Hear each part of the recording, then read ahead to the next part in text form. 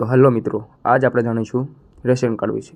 તો તમે અમારી ચેનલમાં નવા હોય તો ચેનલને લાઇક, શેર અને સબસ્ક્રાઈબ કરી દેજો। તો મિત્રો ચલો વિડીયોમાં। તો મિત્રો રેશન કાર્ડ ઈ-કેવાયસી 1 મિનિટમાં ઘરે બેઠા કેવી રીતે કરવી? તો મિત્રો આપણે વાત કરીશું રેશન કાર્ડ ઈ-કેવાયસી। રેશન કાર્ડ ધારકો માટે ઈ-કેવાયસી એક મહત્વપૂર્ણ પ્રક્રિયા છે, જેના દ્વારા તેઓ ઓનલાઈન પોતાની ઓળખ અને સરનામાના પુરાવાઓ અપડેટ કરી શકે છે। આ પ્રક્રિયા સરકારને રેશન કાર્ડ ડેટાબેઝને અદ્યતન રાખવા અને સબસિડીવાળા અનાજનો માત્ર યોગ્ય લાભાર્થીને જ મળે તે ખાતરી કરવામાં મદદ કરે છે।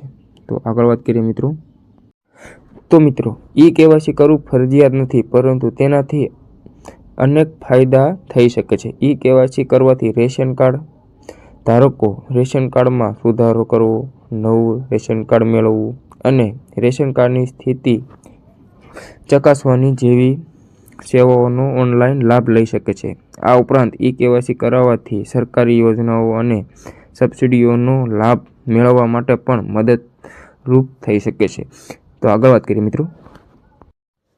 રેશન કાર્ડ ધારકો માટે ઈ-કેવાયસી કરાવવા માટે તમારે સૌપ્રથમ તમારા રેશન કાર્ડ, આધાર કાર્ડ અને મોબાઈલ નંબર જેવા જરૂરી દસ્તાવેજોનો એકત્રિત કરવામાં રહેશે। ત્યારબાદ તમારા રાજ્યની સત્તાવાર પબ્લિક ડિસ્ટ્રીબ્યુશન સિસ્ટમ PDS પોર્ટલની મુલાકાત લો। ગુજરાતમાં આ વેબસાઇટની મુલાકાત કરો। વેબસાઇટ પર ઈ-કેવાયસી અથવા આધાર કાર્ડ લિંક વિકલ્પ શોધીને તેના પર ક્લિક કરો। ત્યારબાદ તમારો રેશન કાર્ડ નંબર, આધાર કાર્ડ નંબર અને મોબાઈલ નંબર દાખલ કરો। તમારા મોબાઈલ નંબર પર મોકલવામાં આવેલ OTP દાખલ કરીને ચકાસણી કરો। OTP ચકાસણી પૂર્ણ કર્યા બાદ તમારું ઈ-કેવાયસી સફળતાપૂર્વક થઈ જશે। તો આગળ વાત કરીએ મિત્રો।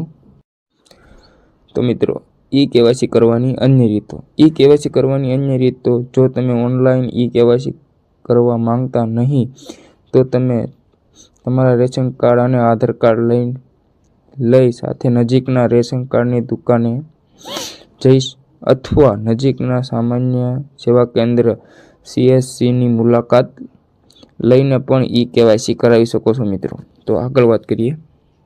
મહત્વપૂર્ણ સૂચના મિત્રો, ઈ-કેવાયસી કરાવવા પહેલાં ખાતરી કરો કે તમારી પાસે તમારા રેશન કાર્ડ અને આધાર કાર્ડની સાચી માહિતી છે। જો તમને કોઈ મુશ્કેલી આવે તો તમારા રાજ્યના PDS હેલ્પલાઇન નંબર પર સંપર્ક કરી શકો છો મિત્રો।